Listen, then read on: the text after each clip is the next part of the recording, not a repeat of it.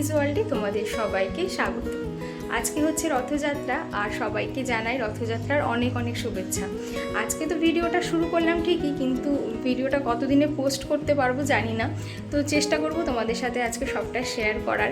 আগের বছর আজকের দিনে যে ভিডিওটা আমি পোস্ট করেছিলাম রথের, সেখানে আমি তোমাদের কাছে একটু দুঃখ করে বলছিলাম যে এখানে রথ সেইভাবে যায় না বা দেখতে পাই না, সেরকম একটা উত্তেজনা নেই, ওই মেলাটা ছোটোখাটো একটা হয় এই যা। তবে আমার মনে হয় জগন্নাথ দেব আমার মনের কথাটা শুনতে পেয়েছে, তাই এই বছর খবর পেলাম এখান থেকে রথও যাবে এবং জমিদার বাড়ি থেকে প্রতি বছরই রথ বেরোয়, কিন্তু আমরা না কোনো আওয়াজ সেইভাবে পাই না যে ওরা কখন বেরোয়, কোনো রকম আর কি খবর পাই না কখন বেরিয়ে যায়। আর বেরিয়ে ওরা বেশি দূর যায় না, জাস্ট জমিদার বাড়ি থেকে বেরিয়ে কালীবাড়ির সামনেটা ঘুরিয়ে ওখানে রেখে দেয়। তো এই বছর বাবা গেছিল খবর আনতে, কারণ মাম্মাকে রথের দড়ি টানাবো ঠিক করেছে এইবার।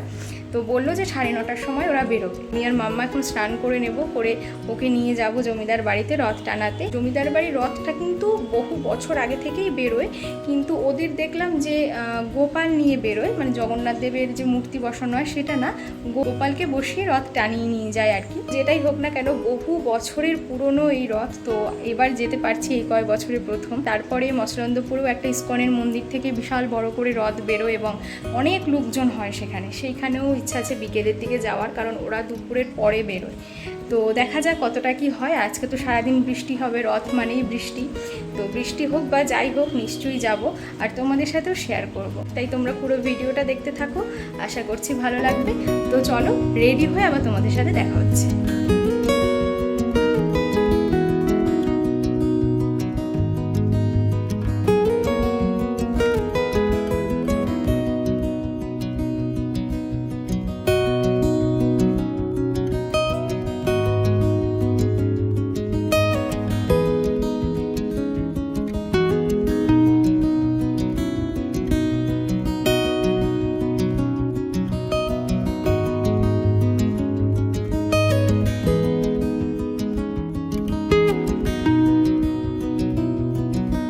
এই যে চলে এসেছি আমরা জমিদার বাড়িতে। তো রথ ওরা বাইরেই বের করে রেখেছে, কিন্তু এখনও গোপালকে তোলেনি। কালীবাড়ি থেকে পুজো হয়ে তারপর গোপালকে নিয়ে রথে ওঠাবে। আর ততক্ষণ আমি আর মাম্মা এদিকটা একটু ঘুরে দেখছিলাম, অনেক দিন পর আসলাম জানো তো। আর মাম্মার তো প্রথমবার এখানে আসা, এর আগে পয়লা বৈশাখের দিন একবার বাবার সাথে এসেছিলাম, তখন তোমাদের সাথে কিছুটা শেয়ার করেছি। আর এখানকার পরিবেশ, মানে জমিদার বাড়ির এই পরিবেশটা এত সুন্দর যে অনেকেই এখানে ভিডিও শ্যুট ফটোশ্যুট করতে আসে, প্রি ওয়েডিং শ্যুটও এখানে হয়। কিন্তু এখন এই বর্ষার জন্য চারিদিকটা একটু গাছপালা ঘাস লতাপাতা বেশি, এই আর কি।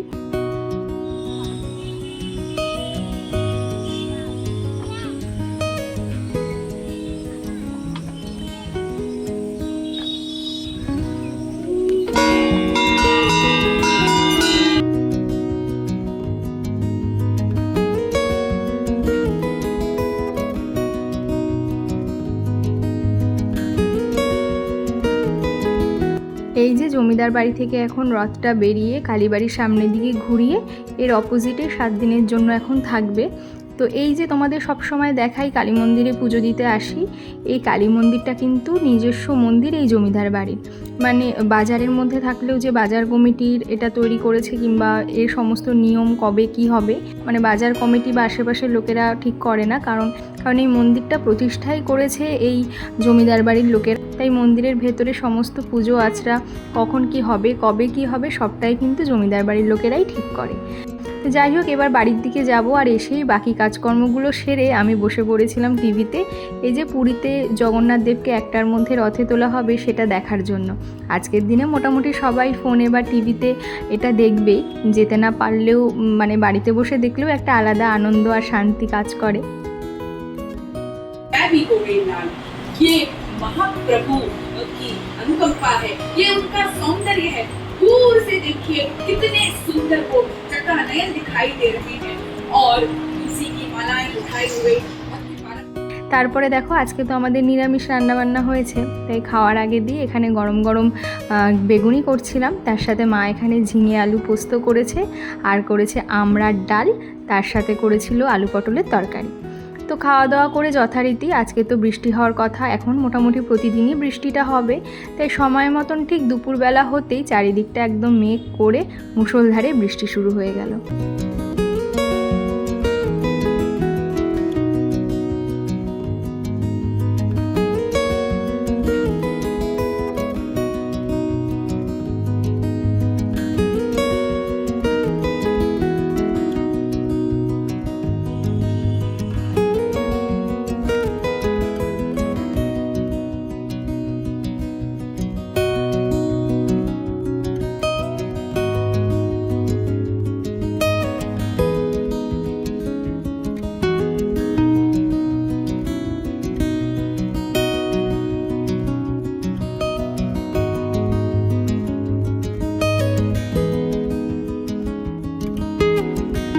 সন্ধ্যাবেলা পুজো টুজো সেরে এখন সবাই মিলে যাচ্ছি মেলার দিকে।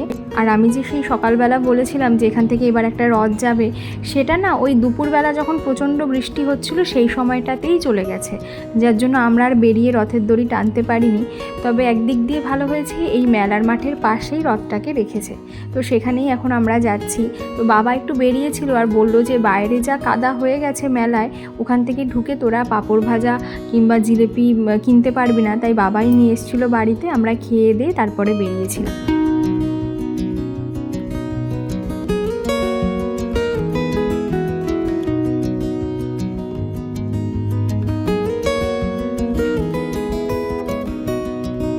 আর এই যে রথটা দেখো কি সুন্দর করে সাজিয়েছে, এটা আগে কোনো দিন এখানে আসেনি, মানে আমি তো দেখিনি, আর মা ওরাও বললো যে এই রথটা আগে কখনো আসেনি, এইবার থেকেই হয়তো নতুন করে এটা আসা শুরু হয়েছে। তো এই আর কি, এখান থেকে একটু ঠাকুর প্রণাম করলাম আর মাম্মাকেও একটু রথের দড়িটা টানিয়ে আমরা যাচ্ছি এখন বাড়ির দিকে। মানে আমি আর মাম্মা যাচ্ছি না, দিদাকে আর মাকে ও বাড়িতে নামিয়ে দিয়ে আমাদেরকে নিয়ে যাবে মসলন্দপুর।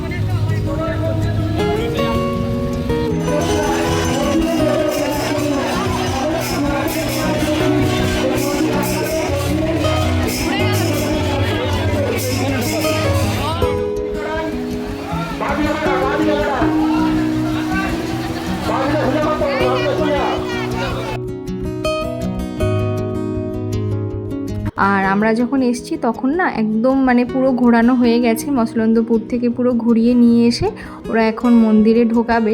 ঠিক লাস্ট মোমেন্টে আসলে পরেও আমরা রথের দড়িটা টানতে পেরেছিলাম। তো এখন দেখো এটা ভেতরের দিকে ঢুকিয়ে দিচ্ছে, আর এত মানুষের ভিড়, মানে কি বলবো, মাম্মাকে নিয়ে গুতোগুতি করে কোনো রকম আর কি দড়িটা ধরেছি, আর ওখানে কোনো রকম থাকার রিস্ক পাচ্ছিলাম না। নিজেরা থাকলে একরকম, মাম্মা তো ছোট, এত আশেপাশের লোকেরা ঠেলাঠেলি করছে যে বাচ্চা রয়েছে বা লেগে যেতে পারে, এইটা কেউ না মানে চিন্তা করা বা দেখার মতন সময় পাচ্ছে না। তো ওই জন্য আমি আর এখানে বেশিক্ষণ না দাঁড়িয়ে বেরিয়ে আসলাম। আর সেই রকম ছিল গরম, মানুষের ভিড় তো আছেই, তার সাথে বৃষ্টি হওয়া সত্ত্বেও প্রচণ্ড গরম ছিল। আর ও বললো দাঁড়ানোর দরকার নেই, চলো তার থেকে বরং একটু স্টেশনে যাই, স্টেশন থেকে কিছুক্ষণ সময় কাটিয়ে বাড়ি চলে যাব। তো স্টেশনে আসার উদ্দেশ্য হলো, এটা হচ্ছে স্যারের আড্ডা দেওয়ার জায়গা, তো সেখানেই নিয়ে এসছে আমাকে আর মাম্মাকে। এখানে আমি এর আগেও এসেছিলাম, তবে মাম্মা আসেনি। তো মাম্মার যেহেতু এবার প্রথম এখানে আসা, সেই জন্য সমস্ত কাকাইরা একটার পর একটা মানে খাওয়ার জিনিস, যে কেউ চকলেট, কেউ চিপস, কেউ এটা সেটা দিচ্ছিল। আর নেওয়ার পরেই মাম্মা বলতে শুরু করেছে তুমি চলে যাও, আমি তো যাবো না। তো বললাম ঠিক আছে তুই তাহলে থাক, আমি এখান থেকে চলে যাচ্ছি, তুই বাবার সাথে আড্ডা ঠাড্ডা হয়ে গেলে তারপর যাস। তো এই আর কি, এই করতে করতেই প্রায় 9টা বেজে গেছিলো, এবার বাড়ির দিকে রওনা দেবো। তো এইভাবেই আজকের দিনটা কাটালাম, খুব ছোট করে তোমাদের সাথে শেয়ার করলাম। আশা করছি তোমাদেরও রথের দিনটা খুব আনন্দ করেই কেটেছে। তো চলো আজকের ভিডিওটা এতটুকুই থাকলো। যদি তোমাদের ভালো লেগে থাকে অবশ্যই একটা লাইক করো, আর যারা আমার চ্যানেলটাকে এখনও সাবস্ক্রাইব করোনি তারা প্লিজ আমার চ্যানেলটা সাবস্ক্রাইব করে আমার পাশে থেকো। আবারও খুব তাড়াতাড়ি দেখা হবে নতুন ভিডিওতে। সবাই ভালো থেকো, সুস্থ থেকো। Thank you.